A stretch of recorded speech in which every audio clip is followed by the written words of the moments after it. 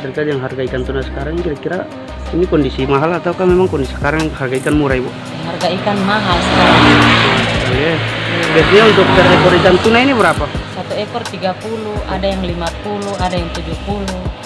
Ada yang 80. Kalau untuk satu box itu berapa biasanya?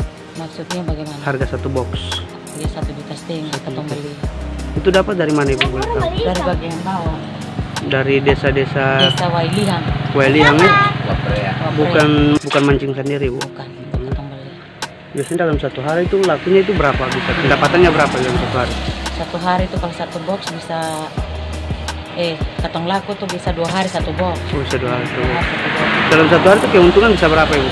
Kecuali dia habis satu box baru katong dapat lihat. Iya, kalau belum? Kalau belum. Kalau untuk penghasilan per hari itu, kalau untuk penjualan ikan begini berapa? Per harinya. Beli ikan itu per mana? Itu yang itu 5. Per harinya bisa berapa? Kalau lakunya? Iya. Oh, bisa 1.500.000, paling di bawah. Ya, paling bawah 500. 500. Paling tinggi 1 juta. Iya, paling tinggi 1 juta. Ya, 50 jadi.